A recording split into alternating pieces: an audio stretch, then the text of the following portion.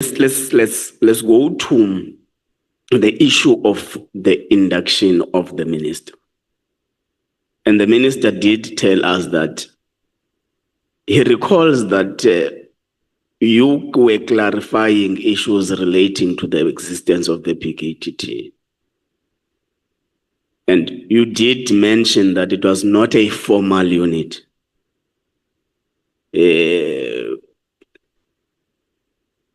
You further mentioned in the induction that there is an intention to evolve the PKTT to the murder and robbery unit.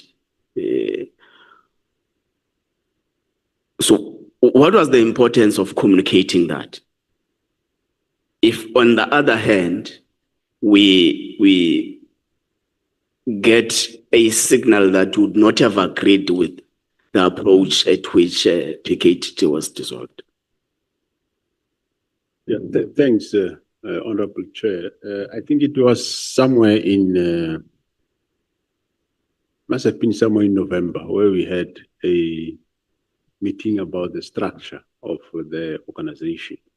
And in that meeting, I did explain the difference to the minister between a unit and a task team, where I said to him, units are out of components and they last long, they're specific role. A task team is problem specific, it's not temporary.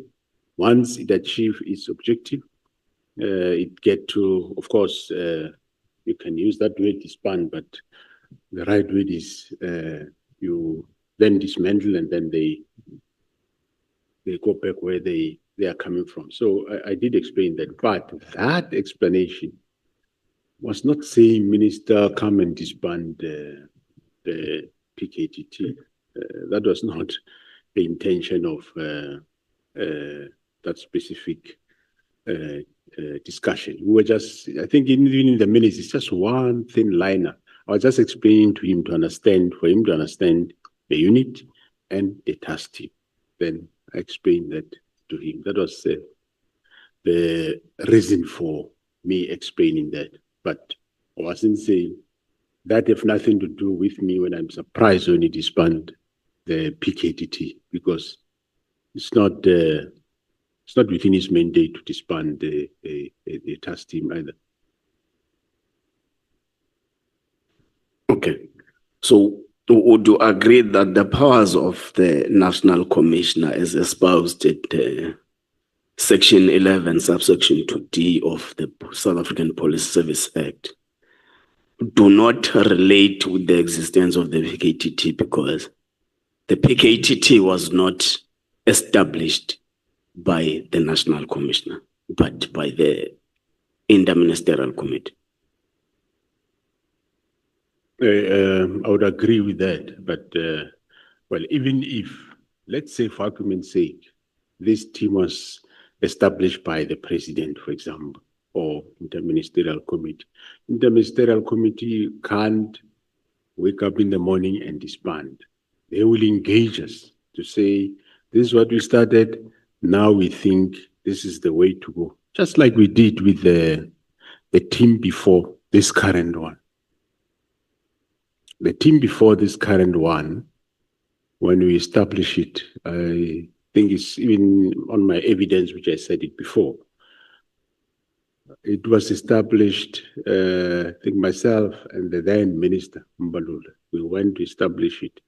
And come 2018 July, IMC comes, we reevaluate, close, and we start a new one. So the same should have applied. Okay, so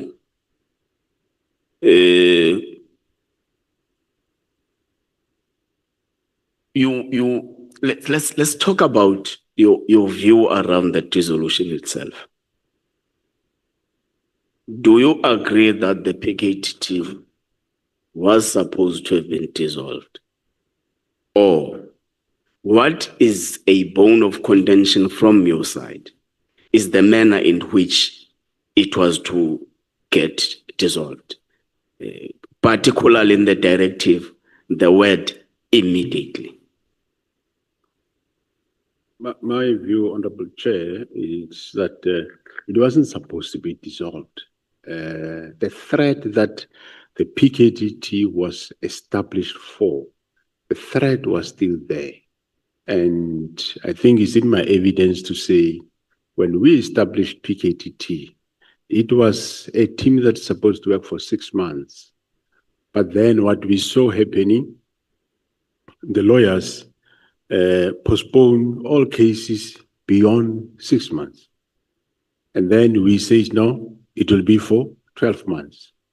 And they will also, again, postpone all cases beyond 12 months so that when cases comes to court, PKT is gone. That's when we say, no, this, because the problem is still there, we will keep it permanent as long as the problem is there.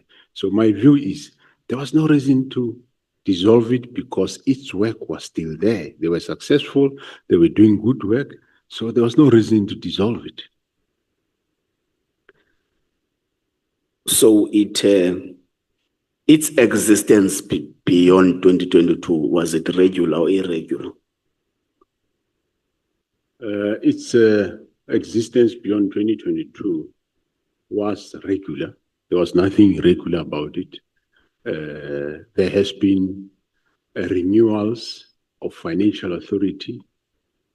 All those reports, if you read them, you'll see it starts with giving the work of the PKTT, and it tells you what they still have to do, and they ask for a budget. When I signed that, I approve everything. This notion that there must be an approval from operational and whatever is neither here nor there. And remember, again, PKTT never reported to operational structures in the subs. There was a reason for that.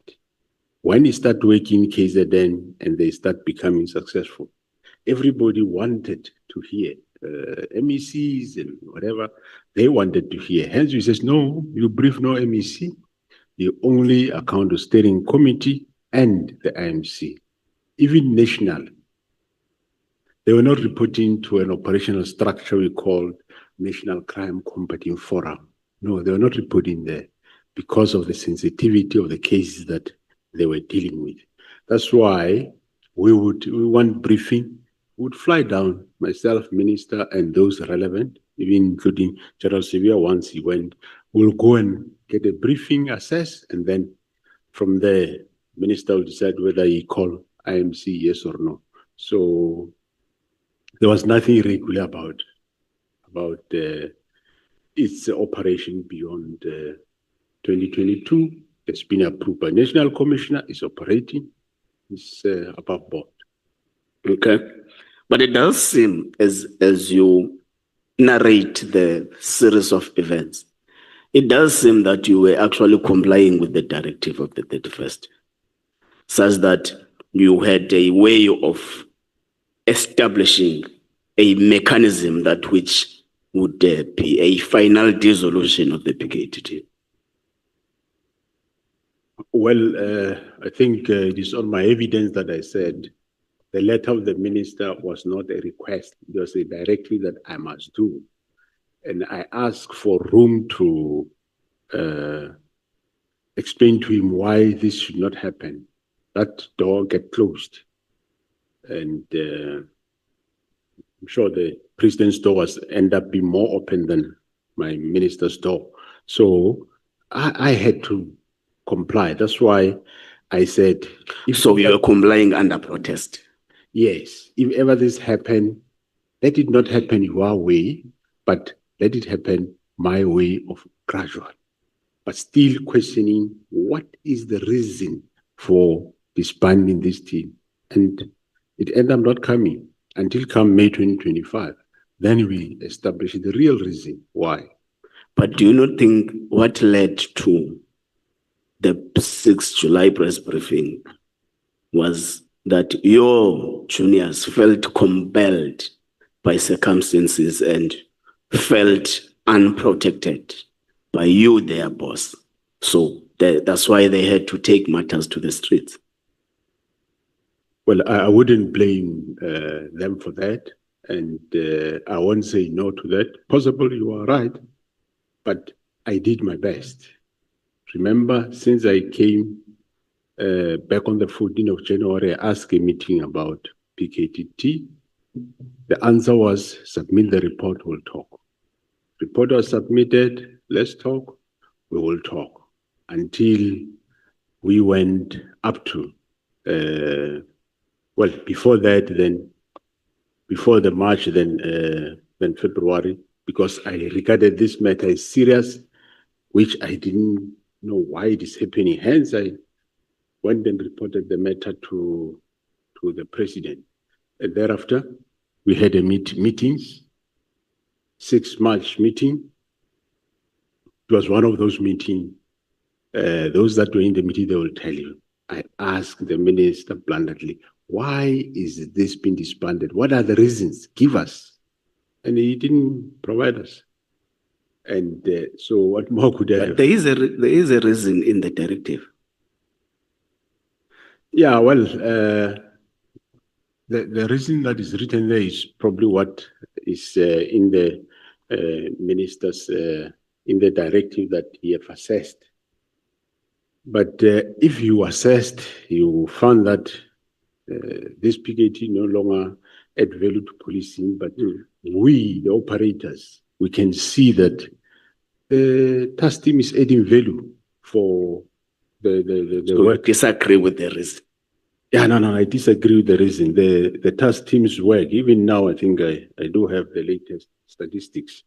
They add value. They are making change in terms of what they are performing in the country and mostly in your KZN. And also remember that even though the minister said if assessed, yes, he have come to that conclusion, but I think only after he started looking for reasons, like your work study report, which is after only after the letter he started looking for the reasons. Yes, that's what we have seen practically. He started looking for the reason, the work study report, and saying, no, this thing was actually irregular from 2022. If it's irregular, you are working every day with Masemola next to you, and you say, no, I have trust in this Masemola, but on this side, you see irregular things, you don't talk to him. What does that mean? So when did you meet the president? I met him on the 1st of February. 1st of February. Correct. When you met him, was he aware of the dissolution decision? No, he wasn't aware. He learned from me. Okay. Then what interventions did you seek from the president? Well, I said, maybe you talk to the minister, let's hear what are the reasons. Because when I tell him, because I had to explain him, remind him what team is this, what they're doing. Then he remembered. Then he said, no, I said to him, maybe you talk to the minister, maybe we hear, what are the reasons for this dissolvement or disbandment? And then he says, no. And there I also told him that if ever this thing gets done, Mr. President, which we don't know the reason, but it can be done like immediately, but I don't want to define immediately, that let it be done gradually in a winding down approach. And the president agreed with me, but well, if it's so done, generally I agree with you. You went to the president,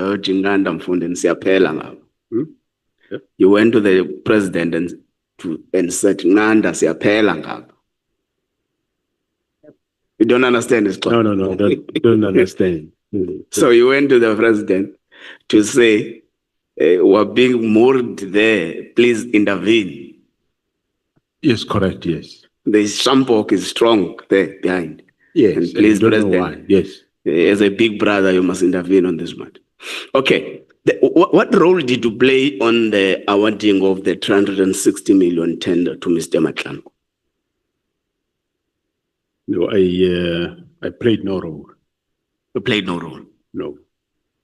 So the minister sees a News 24 article about the tender, and we are quoted to have said there is nothing irregular about the tender is regular.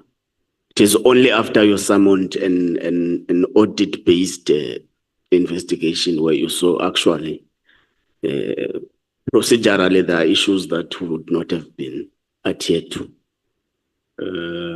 Yeah, no, let me say, I played no role, but however, I on record to have said that somebody from IDEC did phone me at some point to say, there is this service provider called Medicare, whatever, that is also is bidding for this. They don't have certain things like tax clearance and what and what and what. And then I contacted the relevant people. I think it was Major General Hankis acting that time. I alerted her, and she went and checked, and she came back to me. And she even said, no, but the brigadier who chairs that committee is somebody that we trust in. And eventually gave me the answer that to say, no, there is any issue that is outstanding has been remedied. There is time that people get given from when they hand their bid documents, they get given time to submit the tax clearance certificate.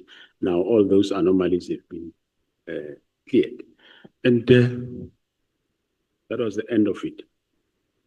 From there, the tender was allocated.